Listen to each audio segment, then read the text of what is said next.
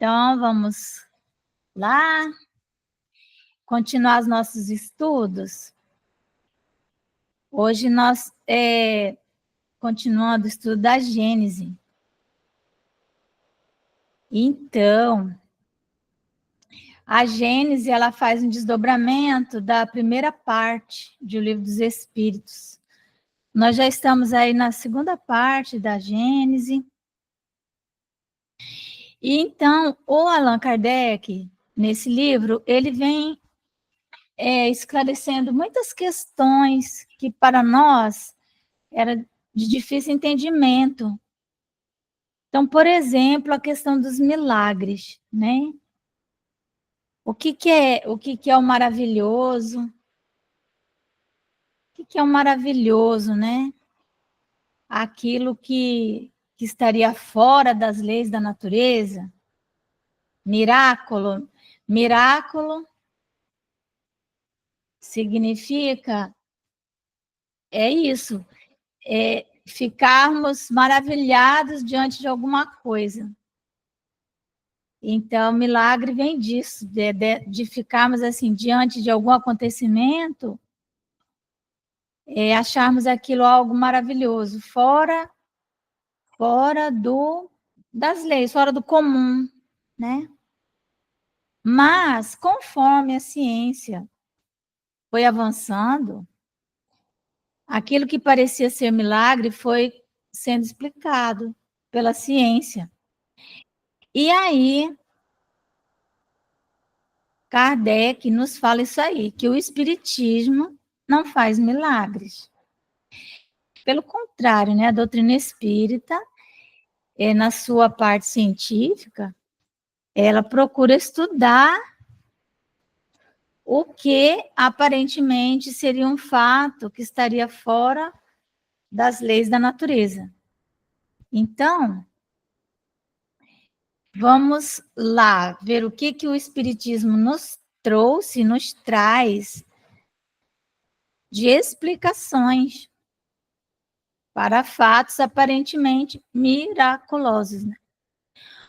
O Espiritismo, pois, vem a seu turno fazer o que cada ciência fez no seu advento, revelar novas leis e explicar, conseguintemente, os fenômenos compreendidos na alçada dessas leis. Esses fenômenos, é certo, se prendem à existência dos espíritos e à intervenção deles no mundo material. E isso dizem, o em que consiste o sobrenatural.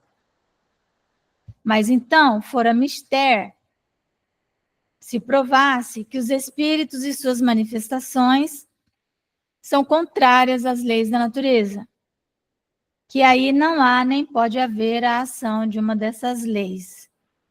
Bom, então, a intervenção dos espíritos, né, no mundo material seria algo sobrenatural, quer dizer, além do natural. O espiritismo, quando ele começa, então, a estudar esses fenômenos, ele vai, então, mostrando que tudo está na natureza. A intervenção dessa força espiritual na vida material, na nossa vida, ela tem explicações na ciência. Apenas muitas dessas leis que regem esses fenômenos não são conhecidas. Mas não significa que isso não tem uma explicação. Por exemplo, os selvagens,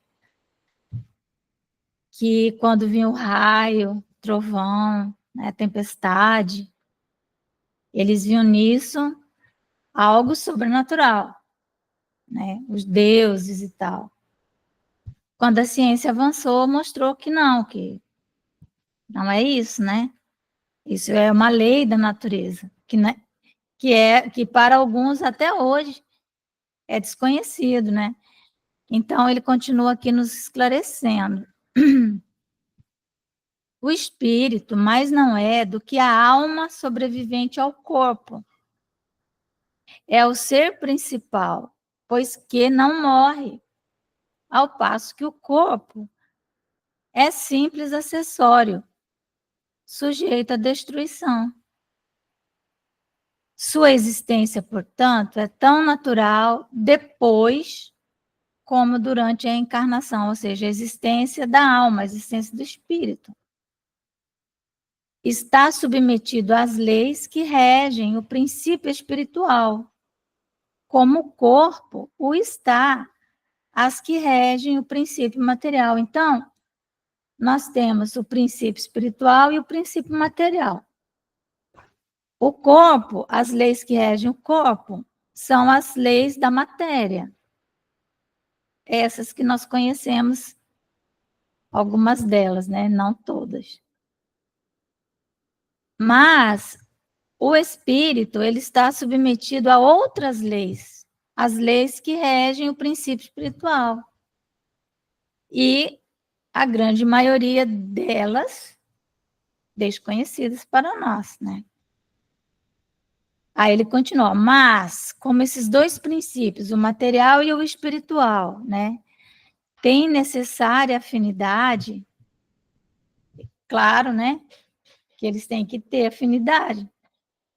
Como reagem incessantemente um sobre o outro, como da ação simultânea deles resultam o movimento e a harmonia do conjunto, segue-se que a espiritualidade e a materialidade são duas partes de um mesmo todo, tão natural uma quanto a outra, não sendo, pois, a primeira, ou seja, o princípio espiritual, uma exceção ou uma anomalia na ordem das coisas.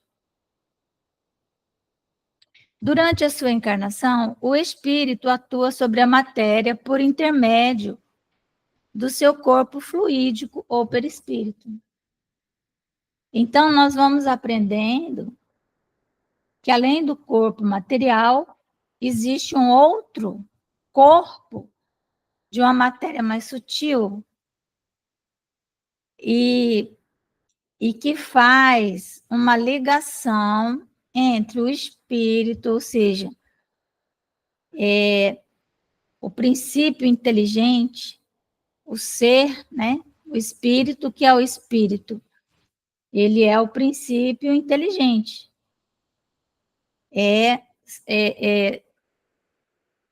Somos nós em essência. O que somos nós em essência, né? Nós não somos corpo, nós não somos mão, né? Unha, cabelo. Nós somos uma inteligência. Como que essa inteligência se relaciona com esse corpo? Comanda esse corpo. Então, existe o perispírito, que é um corpo também, porém de uma matéria sutil e que carrega, né, e carreia todas as informações do espírito para o corpo. Então, o espírito atua sobre a matéria por intermédio do corpo fluídico ou perispírito. Então, dando-se o mesmo quando ele não está encarnado. Então, quando ocorre a desencarnação, quando o corpo morre, morreu o corpo, ocorreu a desencarnação, o espírito está numa outra dimensão, mas ele ainda mantém o corpo fluídico, que é o perispírito. E do mesmo jeito que esse perispírito aqui atuava no corpo físico para poder se relacionar aqui nessa dimensão que nós estamos, terceira dimensão, ele vai continuar atuando também. Nós vamos ver que o encarnado, ele tem o corpo e tem o perispírito. O desencarnado, ele tem o perispírito. Portanto, existe algo em comum entre o encarnado e o desencarnado, que é o perispírito. E aí isso possibilita um relacionamento. Então, como espírito, ou seja, desencarnado, né? E na medida de suas capacidades, porque cada um tem uma capacidade. Isso varia de acordo com a evolução. Faz o que fazia como homem. Quando fala homem, está falando no ser encarnado. Tá? Apenas por já não ter o corpo carnal para instrumento, serve-se, como se o corpo fosse um carro, vamos dizer assim. Aí está sem o carro. Serve-se, quando necessário, dos órgãos materiais de um encarnado, que vem a ser o a que se chama médium. Então, o desencarnado, ele já não tem como atuar no mundo material, porque está faltando instrumento, né? Aí, o que ele faz? Ele empresta alguns órgãos, não é? Existem, por exemplo, fenômeno da fala direta, quando acontece assim no ambiente, aí você começa a ouvir a voz de um espírito, mas não está incorporado nenhum médium. Como que se dá isso, né? Eles precisam, para que o fenômeno aconteça, eles têm que haver fluido suficiente no ambiente para plasmar um aparelho fonador. É invisível para nós, né? Porque é muito sutil, mas é assim que se dá esse fenômeno de voz direta, né?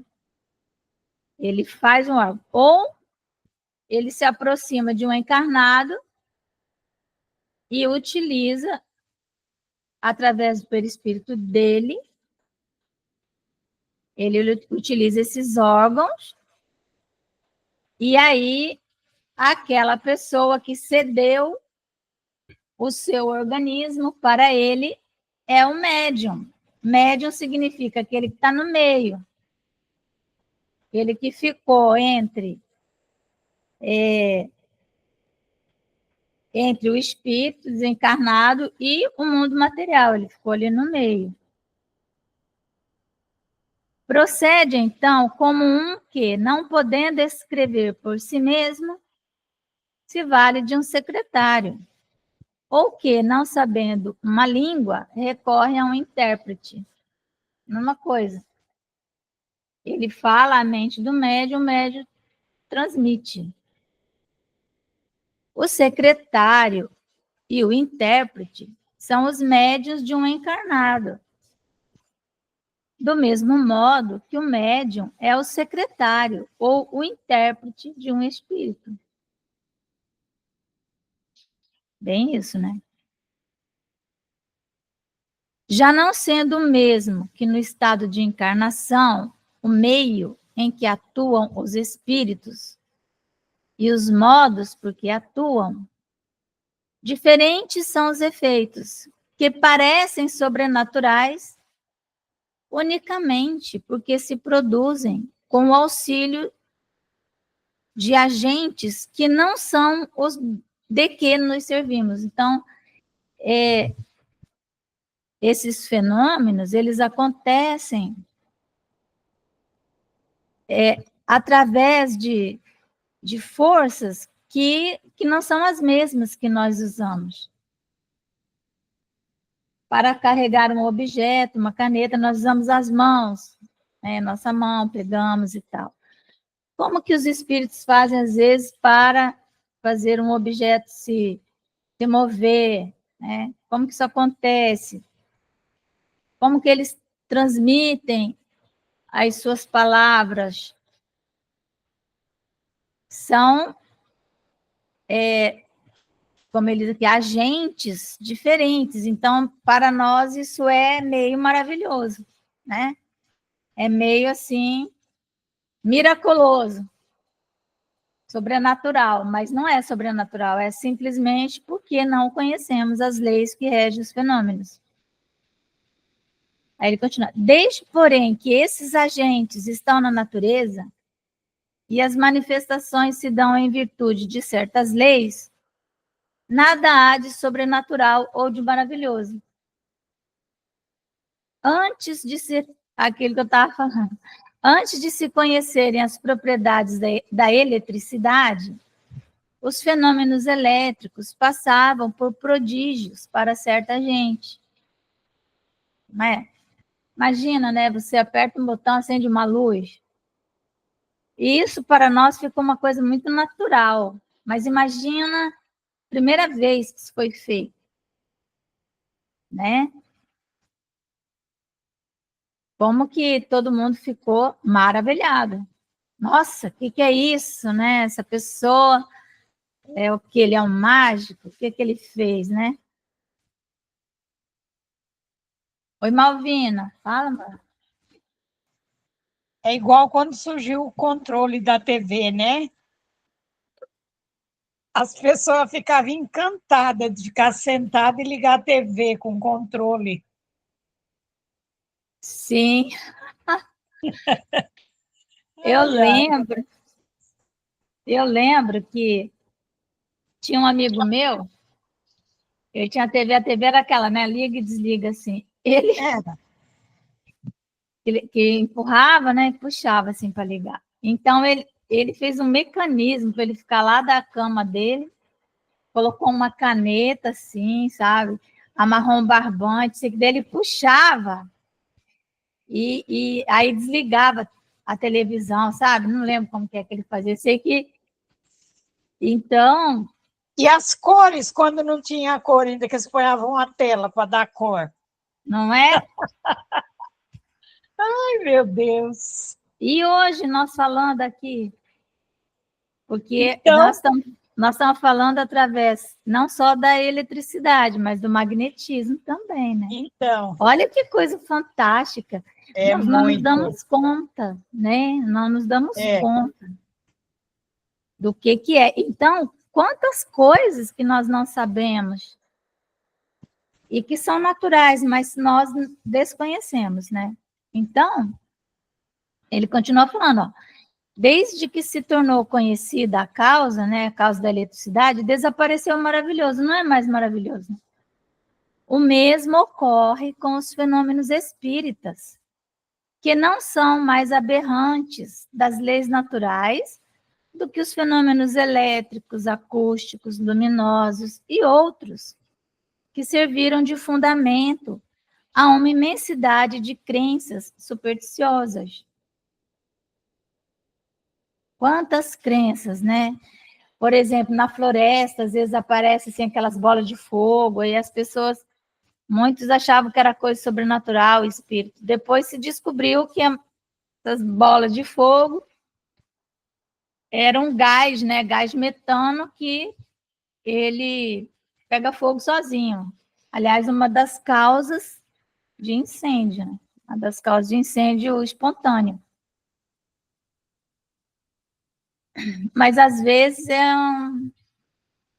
não é o gás metano, né?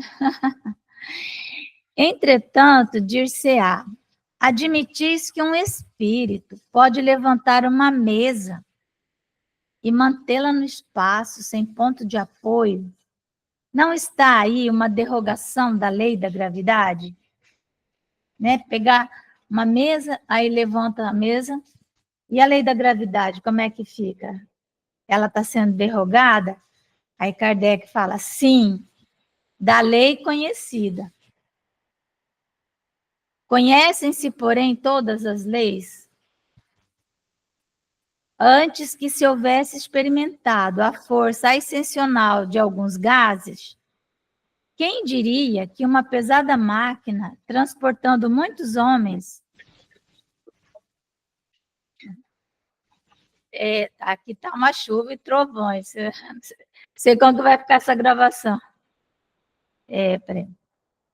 Antes que se houvesse experimentado a força ascensional de alguns gases, quem diria que uma pesada máquina, transportando muitos homens, poderia triunfar da força da atração? Falando dos balões, né? Não é? Ao vulgo, né? Isso não pareceria maravilhoso e diabólico? Aquele que se houvera proposto há um século a transmitir uma mensagem a 500 léguas e receber a resposta dentro de alguns minutos, teria passado por louco.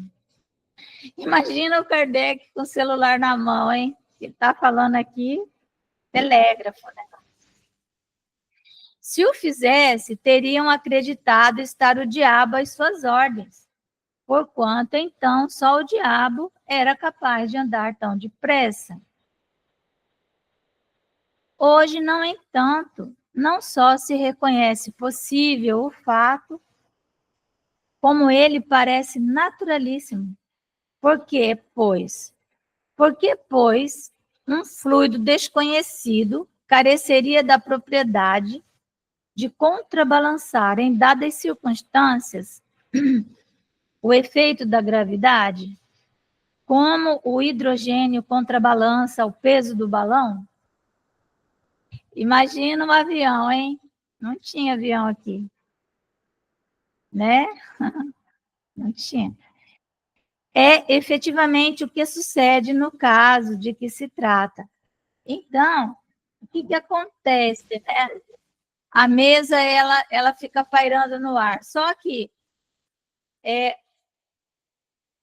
nós não conseguimos ver com os nossos olhos, mas o médium vidente poderia ver uma quantidade de matéria, ectoplasma, impulsionando essa mesa, como se fosse mãos mesmo, né? Certo? Uma vez que estão no quadro da natureza, os fenômenos espíritas se hão produzido em todos os tempos, sempre aconteceram. Né? Mas, precisamente porque não podiam ser estudados pelos meios materiais de que dispõe a ciência vulgar, permaneceram muito mais tempo do que outros no domínio do sobrenatural, donde o espiritismo agora os tira. Qual a causa disso? A causa disso que a religião, que deveria ter levado seu foco para estudar os fenômenos da alma, estudar detalhadamente a questão, como que se dava os milagres, ela resolveu cuidar da política, do mundo, do poder, do dinheiro. E aí nós nos atrasamos no entendimento dessas questões. Totalmente. Coisas que eram perfeitamente conhecidas dos egípcios, né? E de tantos outros povos antigos. Mas, por incrível que pareça, a nossa civilização perdeu esse conhecimento. E agora a doutrina espírita vem fazer luz para nós, né? Mostrando que nada existe que seja miraculoso. É maravilhoso, sim, como qualquer coisa é maravilhosa. Qualquer coisa é maravilhosa. A natureza é maravilhosa, mas não que aquilo seja algo fora, porque daí nós iríamos ter basicamente dois universos, né? Baseado em aparências inexplicadas, aparência. o sobrenatural deixa livre curso à imaginação, que, a vagar pelo desconhecido, gera as crenças supersticiosas. Uma explicação racional, fundada nas leis da natureza, reconduzindo o homem ao terreno da realidade, fixa um ponto de parada aos transviamentos da imaginação e destrói as superstições. Então, diante de fenômenos desconhecidos, a imaginação vai longe. E aí nós vamos ter muita superstição, né? Muita coisa que vai gerar medo, vai gerar, enfim, né? Longe de ampliar o domínio do sobrenatural, o espiritismo restringe até os seus limites extremos e lhe arrebata o último refúgio. Se é certo que ele faz crer na possibilidade de alguns fatos, não menos certo é que, por outro lado, impede a crença em diversos outros, porque demonstra, no campo da espiritualidade, a exemplo da ciência, no da materialidade, né? Estava aberto? É que está uma chuva, estava aberto a janela. Bom, então vamos lá. Então, o espiritismo, no campo da espiritualidade, a exemplo da ciência, no da materialidade, né? Assim como a ciência vai explicando fenômenos, a química explica tantas coisas, né? O que é possível e o que não o é. Todavia, como não alimenta a pretensão de haver dito a última palavra, seja sobre o que for, nem mesmo sobre o que é da sua competência, ele não se apresenta como absoluto regulador do possível e deixa de parte os conhecimentos reservados ao futuro. Então, é claro que o Espiritismo não vai explicar nesse momento tudo, porque não conhecemos todas as leis, né? Aos poucos, essas leis vão sendo reveladas. Deixa só eu botar minha cachorrinha, que ela está desesperada por causa dos trovões. Espera aí.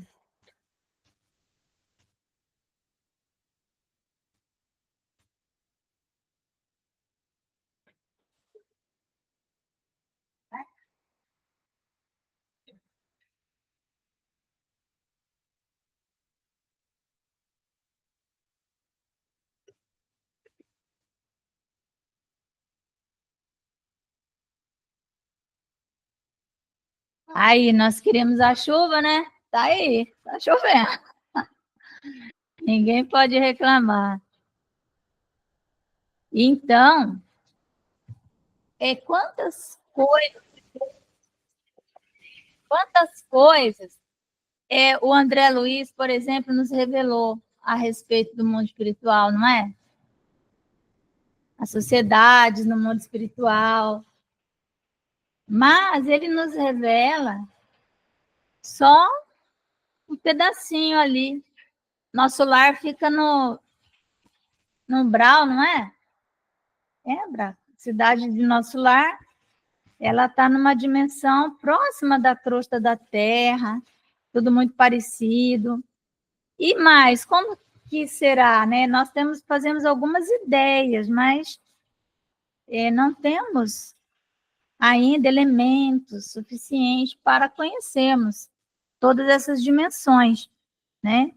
Mas, pelo menos, a doutrina espírita já nos abre a mente para que nós não venhamos a supor que conhecemos tudo, né?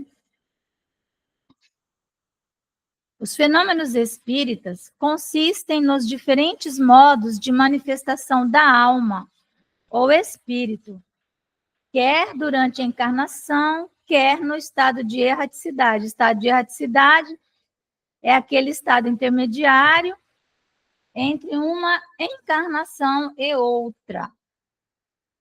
Ou seja, nós, espíritos medianos, quando desencarnamos, ficamos aguardando uma outra encarnação. E aí nós ficamos em determinada faixa vibratória, que a ciência vai explicando. Nós vamos gravitar, ao desencarnar, para uma região que seja compatível com o nosso peso vibratório. Igual um balão, nós vamos subir até um ponto. Depois paramos.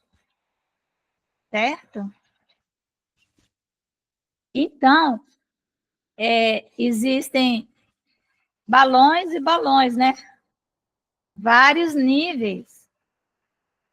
E cada um desses níveis vai interferir na nossa vida aqui, né? Fenômenos acontecerão e nós, muitas vezes, não temos nem ideia do que é que está acontecendo, né? É pelas manifestações que produz que a alma revela sua existência, sua sobrevivência e sua individualidade. Julga-se dela pelos seus efeitos. Sendo natural a causa, ou seja, a ação de um espírito desencarnado sobre a matéria, né? O efeito também o é. O efeito também é natural. São esses efeitos que constituem o objeto especial das pesquisas e do estudo do espiritismo, a fim de chegar-se a um conhecimento tão completo quanto possível, assim da natureza e dos atributos da alma, como das leis que regem o princípio espiritual. Então, veja, o espiritismo vem fazer o que a religião, né, vamos dizer assim, essa religião ocidental, católica, deveria ter feito desde o início. Estudar os fenômenos espirituais. Deveríamos estar muito mais avançados em conhecimento do mundo espiritual do que estamos. Certo? Mas então, pelo que nós já avançamos em conhecimento, né, que a doutrina espírita nos trouxe através de métodos científicos, especialmente da observação, né? Especialmente, a observação é um método da ciência espírita também, né? Então, o espiritismo vem tirar esse véu, é isso? E hoje mesmo eu estava falando fui fazer uma compra, é difícil sair de casa e fazer alguma coisa e não atender alguém, né? O vendedor, de repente, começou a falar baixinho comigo e contar suas experiências, ele apavorado, que ele é vidente. E aí, e ele já tem uma idade, né, avançada, assim. Eu falei, nossa, que dó, né, que dá.